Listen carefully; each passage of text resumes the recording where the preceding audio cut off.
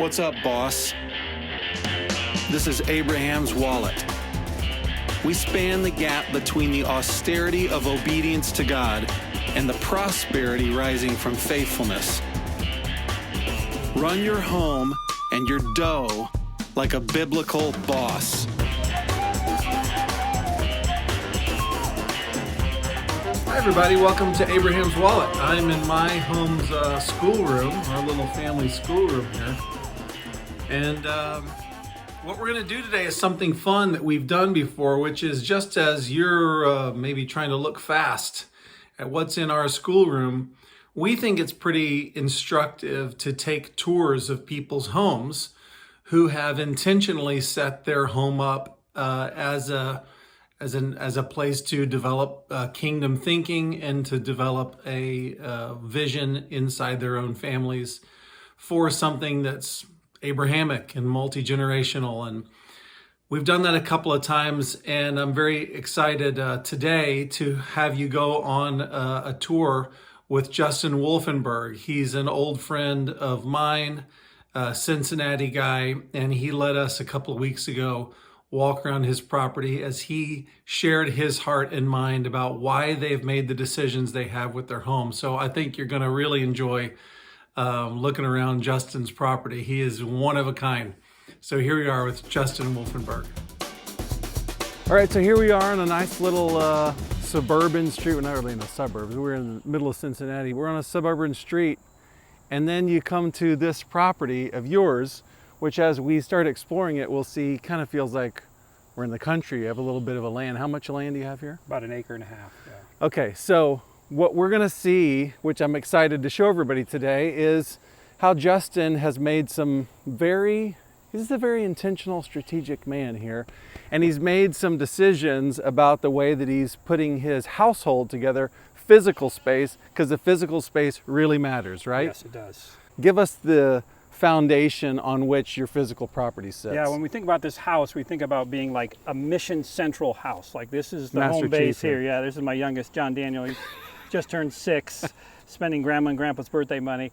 But our house here is we think about it as being mission central for our family. Right. And for us, we didn't want to be isolated, but we wanted land. And that becomes a really tough question of how you solve that problem. Always. And there's no perfect answer. Always tough. I didn't want to be driving to work and gone 45 minutes a commute, but this ended up being a great neighborhood with a lot of kids around and other neighbors where we can meet and build relationships and have some land. And so it was a neat compromise. I mean, the house was falling down, literally falling down. It was the only reason we got it in this market. But that was a good challenge for us as well too. So let's talk about yes. the house itself as we move toward it. You say the house was falling down when Yes. you got it. So Yes. what state was it in? So it was literally, this hill was pushing the hill down, so it was actually leaning like this. Okay. So we had to dig it up. We rented an excavator, and I put my 16-year-old son on it, and I said, learn how to drive it. And Which he hated. Oh, I have to learn how to drive an excavator. I know, I had the crew at lunch on like Monday, and I said, tomorrow you're all learning how to drive an excavator. Let's watch a YouTube video. And they dug out the front of the house here. We had a structural engineer come and design it and poured some counter walls underground. We had to dig the whole I remember foundation that humongous hole. And so now the house is secured. We waterproofed it all, and so now it's good. And so it's a really beautiful when you see it in the back. One thing that's really neat about this house is the house sits on the front of the property line. In a traditional house, your house is in the middle of the yard, which really limits your amount of land. But this sits like the property line is like right here. Oh, really? Yeah. We're in the neighbor's yard right now. Yeah, we are. And so Thank you, sir. Sorry. yeah, so it makes your land use, which was really creative. You have a lot more land based on your You house. get the benefit of this backyard, which Yes. feels like your front yard out your Exactly. front door. Yes. Which that's a new entryway you've got Yes. there with your fancy. Is that cedar? Yes, it is. Oh, Yeah, very yeah. fancy. Yes. Yeah, that was built by some 16-year-olds. So. Yeah, the last time I was here, there was the shell of a second floor, actually the shell of a first floor as well. Mm-hmm. and the place was covered with teenagers. Yes. So tell us how what you do. So I have a really unique deal where I have a bunch of young teenagers, high school 15 to 17-year-olds that come and work with me basically year round if they're homeschooled, but largely a lot in the summer. And it's an apprenticeship program. So I come in and I teach them how to work with their hands. I challenge them. They do code level. All of this is being inspected. All of it is code level, structural, amazing, great work. I have high expectations of young people of what they can accomplish and do. And as we walk around and you see this, just know it was all done by teenagers, literally. Amazing. So, yes. And that is, I just want to spell out that even that was something that you felt called to do to pursue God's mission on your life. It's Yes. not like you grew up as a construction expert. No. So this is like a ministry that you put together. Yes. To what ends? Why did you start that thing? So- And what's it called? Well, there's really not. It's just my family business, Wolfenberg Family Remodeling. I don't have like a ministry name or anything. But basically 10 years ago, almost 12 years ago, I left my job at a local church and built houses with my family with no experience. My son was about 6, 7, 8 years old. And through that process, so much changed in how we did family. First, me going away to work and us coming and working together. And I saw a transformation in him and our relationship. And then all my friends were like, can I get my kid to do that? Right. And then all of a sudden, my Henry's friends were on the job site. And then all of a sudden the word was going out, and now I'm having people come to me and say, how do I get my son on that project of yours? And so now it's an apprenticeship program. You come in the beginning, you pay to be a part of it because you're on it's not a ministry, it's a business. They're in a business. Right. And this business has to make money. And I like that because it's not pretend. I hate stuff that's pretend. It's real. Like you have to do this right. You can't fall off that ladder. Like it's no joke. Right. And when you're in that kind of environment, people grow up really fast. And we don't understand why boys aren't becoming men. And people love to sit around and talk about it, but it's very rare to actually do something about it. And so we're doing it. And if you were to meet some of these young people, you would be blown Impressed. away. Yeah. So you might as well tell us now what goes through your mind when we use the phrase family business. What's the point of that? Yeah, I mean, I think about it as all one big ball. So like when you think the whole mission is to go make disciples, so that's what Jesus said, go make disciples of all nations, okay? Yep. We typically just put it in different buckets. Like I'm gonna go do my church thing, my business thing, my family thing. For me, it's all one bucket. So while I'm doing business- I gotta go, I'm gonna go make disciples for a Yes. couple of hours, I'll be back. Exactly. So when I'm working at my job, my kids are at work with me, and then there's other kids around that we're making disciples of, all in the same time. And I'm doing business, and it's all happening at the same time. Exciting. And it's meaningful. Like my little boys look up to the apprentices, so it's a win for me. Henry's got his friends around, so it's very social and meaningful for him. It's one big ball. All right, I'm gonna let you just lead the way. Yes. And you just start talking and tell us the choiceful decisions you've made. Yes.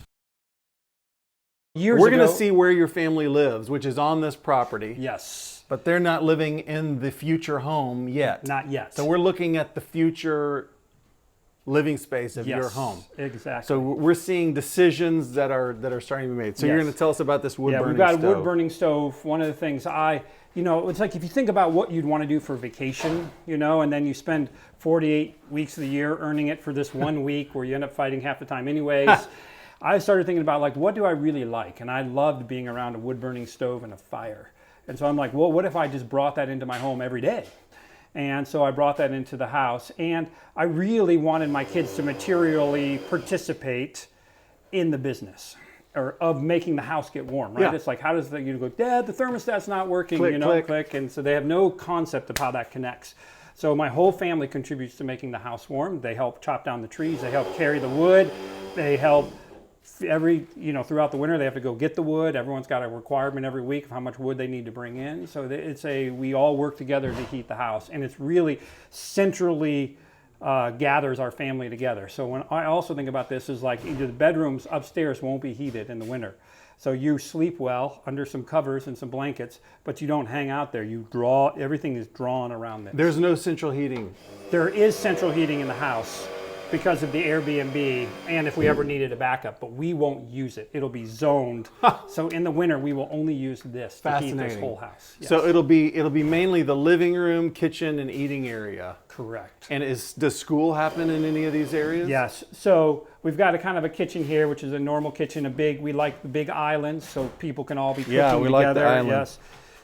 And so when we think about this all working together, we like to have our family working together around us. So we have a big open space for gatherings, space for big meals. Here is all piece of this. And then over here, this bedroom. So this will be either office, meeting room, or potential bedroom. So one of the things we'll see in the bathroom that we're going to go into next, that this could be at a drop of a hat, a bedroom for a grandma or grandpa that's wheelchair bound or needs a place to stay. So we designed that in this house Multi-gen. on the first floor so they can get in easy. And this bathroom right across the hall over here, we designed also to be handicapped accessible. So you've got a 36-inch wide door. You can take your wheelchair up to the vanity. You can ramp. There'll be a little ramp here. You can ramp in. So it's most of the time grandma ends up in a wheelchair, and we think in America no one ever gets sick, no one ever has a problem. We're in denial of the whole thing. For it. No plan, and then when it happens, push them away. Emergency, or you have to send them to a home, or it's incredibly stressful overnight remodeling when you're in a very traumatic time.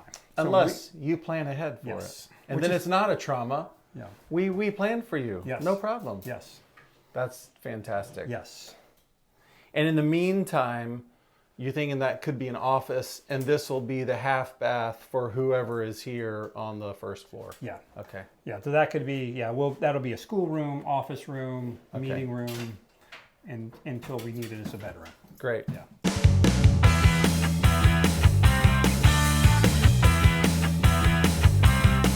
Now we get the feeling of space, like we don't feel like we're on the street anymore. No. Feel like we're out in the country. Yes. And what in the world are we looking at here? What is this place? Yeah. So this is our 1.5 acres. We've cleared a lot of it.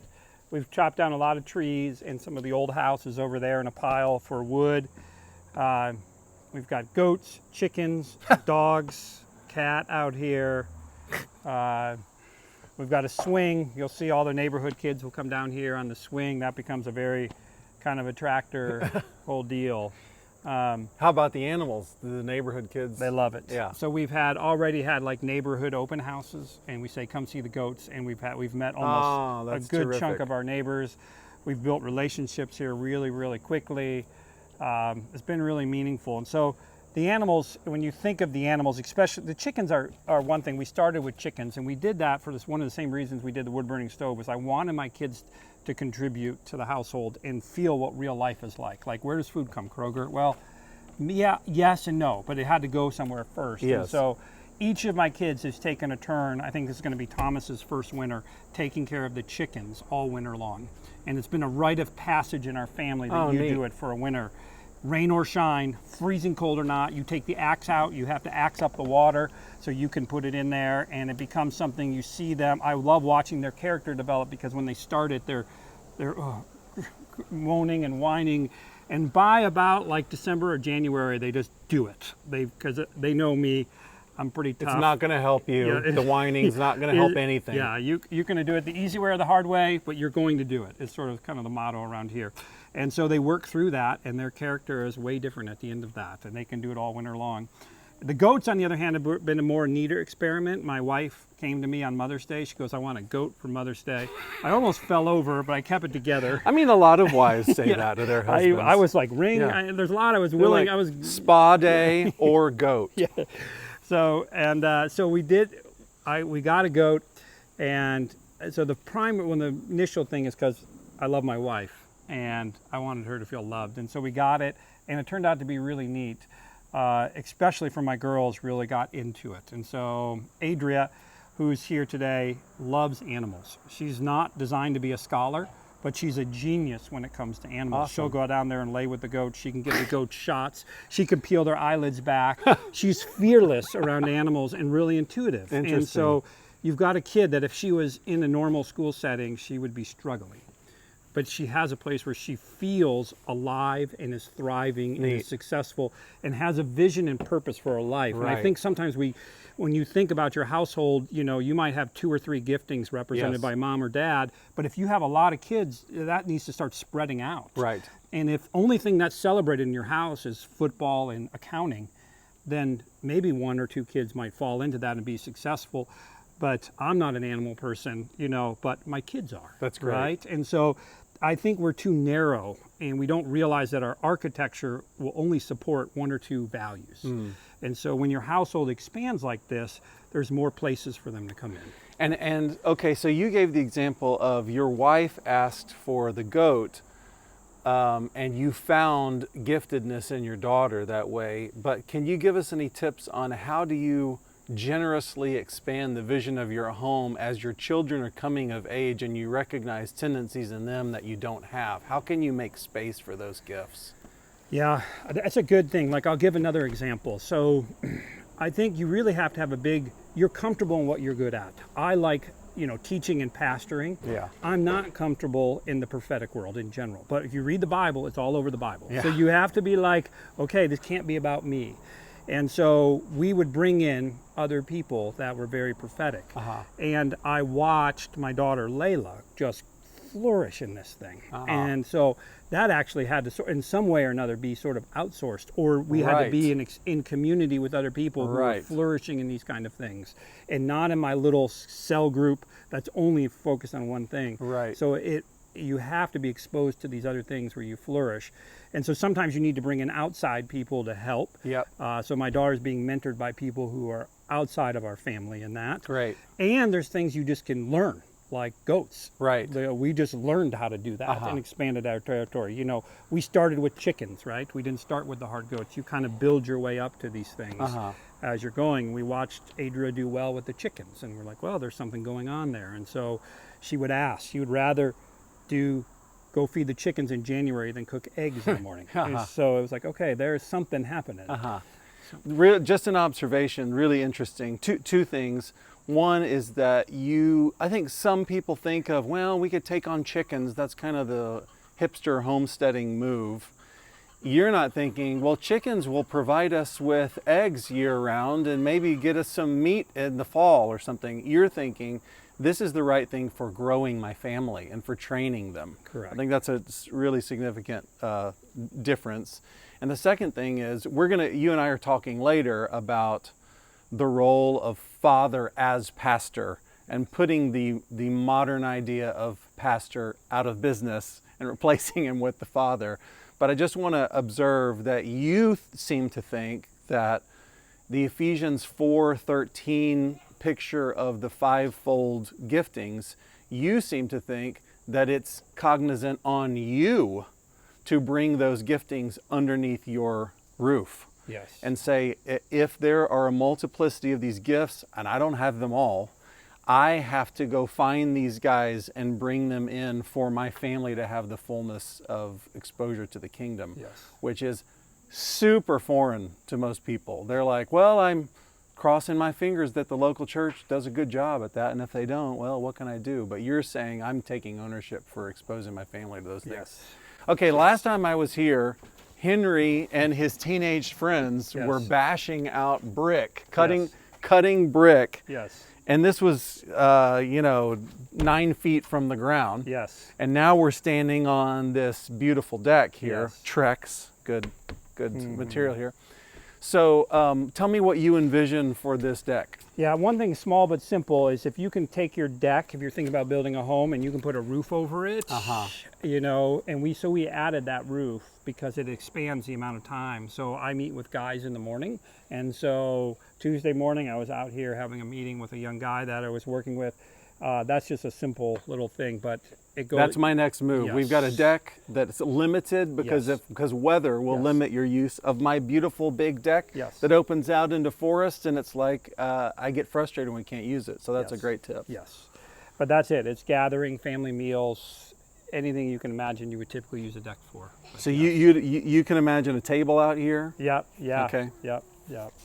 Sweet. Well, let's walk around the grounds a little bit, and then we'll see what's downstairs.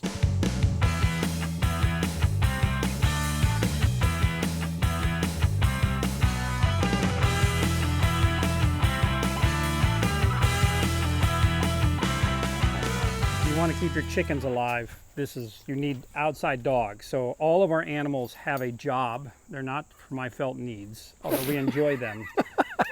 They all have a job here. And so the dogs protect the chickens. So our friend predators. Tim Schmoyer Yes. just lost 46 chickens, Mm-hmm. and they now have a baby border collie Yes. for that very reason. Yes. Yes. I told him before he was going to lose his chickens. Oh well. So what are we looking at here? What's, So you've got the goat barn over Yeah, here. yeah, This the is where they sleep.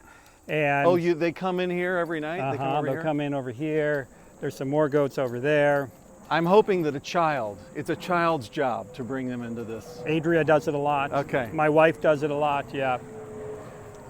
And last time I was Airbus. here, No. last time I was here, there were baby goats in here. Yes. Now they're grown. They're medium size. And Teenagers. you got some squash growing here. Yeah, those are volunteer squash. They just showed up. I don't know No how. kidding. Yeah, somehow our composting or something. They just came. That was a little Nice. gift. So this is all your property. Yes, there's lots of talk of fruit trees and lots to happen over the next 10 years. We're never going to be bored. Who's you the know. driver of the vision on that kind of stuff? Shelley has a really great picture for land. Okay. You know, when you think of the Proverbs 31 woman and all that she does. Daniel, Yes. you've got this guy's attention Yes. right here. He thinks that the camera might be Like a gun or invading his something. territory. Yes. We Arabesque? actually call this cover on a microphone a dead cat. Yes. Okay, there you go. That'll do it. Yes. He sees the dead cat. Yes. Okay, Arabesque. so is there Quiet. Is there gardening happening here? Yeah, we're in the beginning stages. You can see our main priority is getting our house done, so our Sure. land is coming. So there's a lot going to Fallow. happen. It lays fallow. Yes, right now it does. There's some plantings. There's a small garden going on up there a little bit on the hill. This will be some kind of composting there. Tell Daniel what you told me last time about this tent over in So the here, this is where my oldest son, Henry, sleeps, and he's been out here since January. So he'll make almost a whole year. There's no electricity, nothing there. He's just learned to sleep out there because you'll see soon we're sleeping in the basement right now. And so he's had an experience of sleeping outside with the dogs. This might be Micah's little trailer moment for the Instagram. What do they call those things? Anybody know what they call those things on Instagram? The reel. This could be the trailer for the reel. The boy, he has a boy that sleeps out in that tent. Who lives this way? Why does he live? Is this on purpose? What are they doing? Okay, great. And this is composting? Composting here, yeah. Okay. And this is wood for this will heat our house right over here for the winter. Oh, really? All of your cutoffs, you Yeah, can burn those. this was the old house, the old roof here, and then there's a bunch of trees we took Tremendous. down over here, yeah.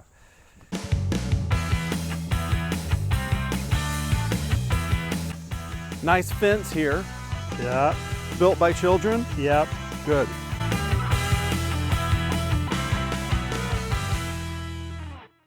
Henry and I, this is one of the first projects Henry and I did when he was like 7 years old together. And so it traveled from us from our old house to our new house here. And so we put it all together, yeah. Recently stained by Adria. Is this fence line yours? Well, that fence line is ours. And what's really cool is Adria, our daughter, has a gift of, we call it making friends or evangelism, but she's met the entire street. And one lady owns 20 acres down the center Oh of my this whole goodness. thing. Adria met her, built a relationship with her. She came down last week and said, if you want this little plot of land, I'll sell it to you. Are you serious? Yeah, dead serious. And That happened last week. yeah, and so we're like, I think so. So we're already going to be able to expand our land as soon as we finish this project. Do you want all 20 acres? I mean, you know, maybe in 10 years, yes. But in the short term, it's really great. I mean, you can just see how beautiful that It's land is beautiful. over there. Yeah. So again, In it's the just short term, what do you think? 2 acres by a couple of acres? right there. That's an acre. We would take 3 to 5 in a heartbeat. Yeah. Wow! Yeah. So I see ATV trails. it could be. Could be. Yeah. Yes. Neat. Yeah. Okay, so now we're going to see the hardiness of the Wolfenberg clan, if you haven't picked up on that already. Last time I was here, there were also chicks in there, in this box. which my daughters loved. I think there were about 20 chicks in this box. Let's just say they used the property. So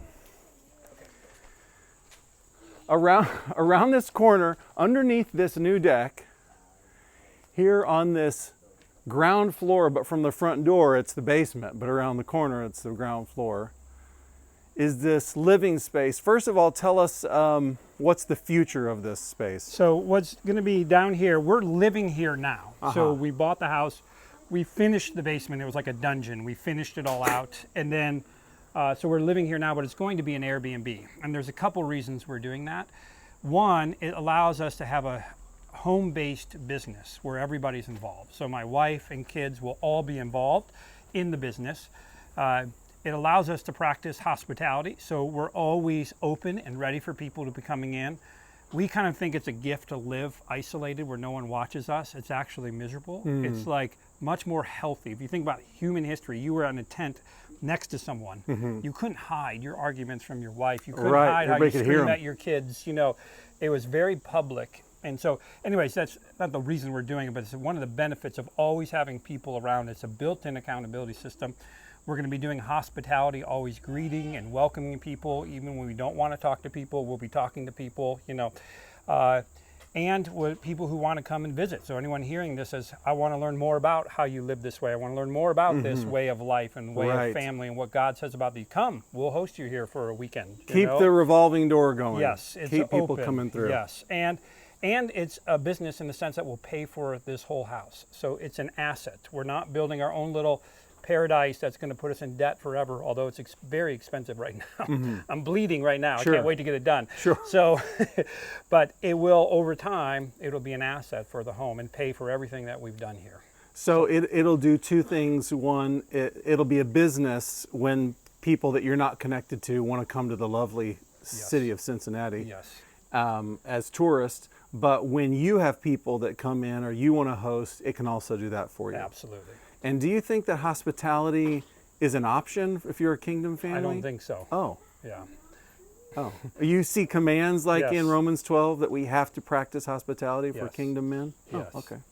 Yeah, and just as it's not natural. Some people like hosting. You know, Shelley and I are not in the camp where it's normal. But if you don't like it, you don't have to do it. Is that right? I think that's one way to think about it.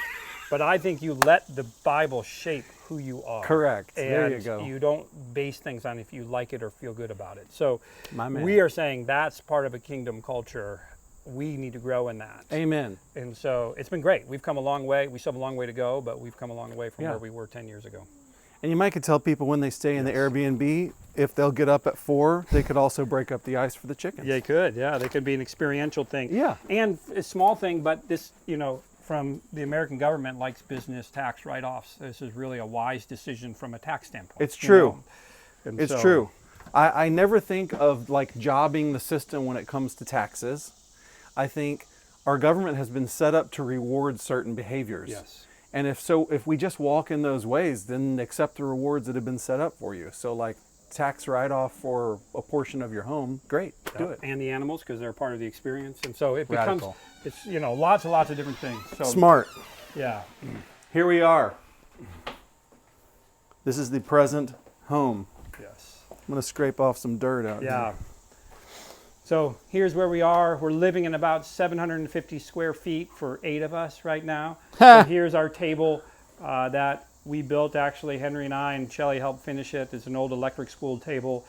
You know, people often ask me the question of like where I go to church, you know, and the answer is complicated and multifaceted. But one of the places we go to church is right around this table. Now you're talking. So in the morning, we open up the Bibles. They're sitting right there. They're easy to grab. So we just pass them around the table. We all read 3 verses and go around in a circle and read a chapter. We start at Genesis and go through Revelation. And everybody contributes to the discussion. My little 5-year-olds just say, "What'd you hear?" And they come up with 2 or 3 words they heard. And we go around and there's some questions and I kind of go last and say whatever I feel like I want to say. But I don't feel pressure to be like a pastor and teach. I let the word teach, and I may make a comment or ask some questions on it. as we set it all up. But this is one of the places we think about where we go to church, is right around this table. We do our Friday night Shabbat meal, or our kind of remembrance meal, around this table every Friday night.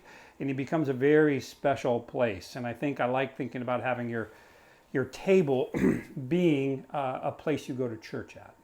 What's this cutout here in the drywall? That cutout is there. That was compliments of the inspector. Oh, great. The inspector Thanks wanted so to much. see where that pipe went. And so we accommodated him, and he was happy with what he saw. Sheesh. So, Egg, I just want to point out, a lot of people don't have an egg dispenser in their home. But here's a helpful egg Yes. holder and dispenser. yes. Okay, Yeah. I see school books. Yes. And so it's very small, and so what's important is here, and we really scale down. We have a handful, like, when you think of 8 kids, I've been in some homes where there's rooms full of toys. This is what is limited to what we have right here. And so most of it's kind of board games. Legos is like the one toy that I feel is like has any value at all. And but the rest of the stuff. So I've told all of our in-laws, we have 8 kids, and we cannot take hundreds of gifts. And so they now only do one gift. And I tell them it's most likely going to be gone in 3 weeks. But if you want them to enjoy it for 3 weeks, they're more than welcome to. So if you want to spend time with them and have an experience, you can do that as well too. So Okay, Justin sometimes lets his children keep toys for only 3 weeks. Just something to think about. Okay. I came to this decision. I didn't have to be a victim to the gifts and other people's agendas. Many for my people life. feel that way. It's actually kind of difficult. Like, someone gave this to me, I have to eat I this am or play with this obligated to toy, it. and it's like, no, you can throw some of that food away, and you can throw some of these toys away or give them away, whatever you would like to do. But so, yes. But here's our bedroom. Here, Shelley and I sleep in this bedroom here. We're all sharing a bathroom right now, and so it'll be about a year when it's all said and done. And I think one of the things I told all of us, which was me included, when we started this, I said, it is good to be inconvenienced for your character. Like, I'm not going to apologize for 1 minute. We just talked about this, Mark and I. Yes, it is. I'm not going to apologize for you being inconvenienced and raise you to be spoiled American children. You should have your own bedroom. You should have all this, this, and this. And that goes for me too. There's been many times I've wanted to go to the bathroom. I've been running outside around the house. Yeah. I embrace the inconvenience. I don't like it like anyone else. I'm a normal human being, but I embrace it as character training for me and all of our kids. We've shared a bathroom for 8 of us since January, and it's been just fine. And actually been really good because my kids would let things be a lot messier. Right. And so we're actually training them to. When you have 8 people in the bathroom, you cannot just do what you want. You has to be some level of order and things in there. You're doing this on steroids, but one of the things that I say to single men is don't live alone in an apartment where everything is custom made to your specifications. Yes. At least opt into the discomfort of having to be considerate for one other person that you live with. Excuse me. And you guys are doing this with a family of 8. Yes. The living area has sitting room for 3. Yes. That's where I'm sitting right now. Okay, Yes. I see that. Uh-huh. Yeah, so some people have to sit on the floor, or you pull the chair over, or whatever it might be. Yeah, yes. And again, back to this the school stuff. Where does the schooling happen? So actually, there's a desk in Layla's room, and there's a desk in the storage room over here, and then around this table as well. Shelley Okay. will do school with the little kids around that table. Yeah. Is that a morning activity? Yeah, we're not high. We don't do as much school as normal people do, but sometimes in the morning. So all of our kids, but specifically our older kids, they'll work 3 days and then go to school 3 days during Okay. the winter time. Okay. So today is like a school day for Henry and Layla. Okay. And yesterday they were hanging soffit in Right. gutter. Okay. So, Show us around the corner here. okay.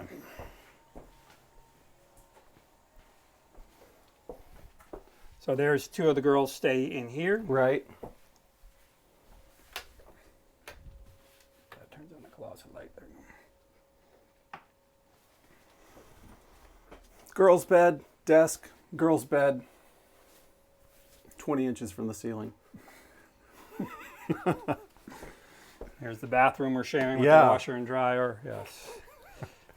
Yeah, he says they share it with 8 people. They also share it with the washer dryer. Yes.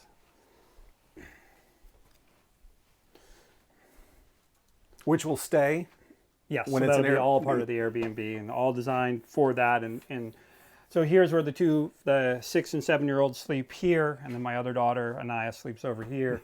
And so it's all part of it. I think this is why Henry opted on the tent experience. He said, because there wasn't much room for him in here. I But- can invent my own room. Yes, but they will eventually all share, the 3 boys will all share a room up on the 2nd floor. Great. When we're all said and done. What happens to these stairs? To stay there. They'll stay there. Okay. Yeah, because this will all be storage. This won't be a bedroom. There'll be a door here Gotcha. and shut this off, yeah. Okay, so this won't, the Airbnb renters stop here. Yes. I gotcha. Yes. Well, this is great, Justin. Thank you so much for letting us see around your home. You are one of the most bold and intentional kingdom-following family leaders I know. So it's an honor to look around this space and hear some of your. A lot of people can walk around this space, but to hear why, to hear the reasoning that you've gone through. Can you give any closing piece of advice for a young dad that's putting his home together and he's trying to think, well, would that, just like upstairs, should that room be an office or should it be another bedroom? Or what should we do with this space? Should we try to split this between a TV watching area or whatever? Yeah, I would say first and foremost is get on the same page with your wife. And so that's like step 1. And so Shelley and I went through lots of counseling. We did story form life. We did like... And You took then time on that. We took time on that. I'm a fast mover, and God gave me a wife that is not. And that was actually a gift. I used to resent that, like, oh, she's slowing me down. Of course. Actually, God gave me her for a reason. And when we learned how to work together, and I like to say we learned how to dance well, that's when the real fruit started to happen. My ideas might have been good, but they were not seasoned and thought through, and the depth, and there's a whole reason you get married. That's excellent. And so I would say step 1 is that. Great. And then step 2 is you take one step at a time and not feel the burden to do this. We're 12 years in. Yes. I didn't do this. There was lots of little steps. I had a job. And so I started very small, like I want to take my kids to work. I was like, okay, well, I work at a local church. We do a lot of breakfast meals. I'll just take Henry with me to my breakfast meals when he's 3 years old. And so then he would sit through a breakfast, and I had to train him how to sit through a breakfast, and he would hear. And so I started step by step as you get going here. And then, of course, you've got to find people who will help you. You cannot do this on your own. And so go visit people. I always tell people, Jesus never healed someone he felt sorry for. He only healed the obnoxious, begging lunatics, you know? So be obnoxious in getting help and going to seek the kingdom and asking for it. Don't wait around and feel sorry for yourself watching TV. Go make it happen. That's great. Thank you, Justin. Yeah. Take a lesson, everybody.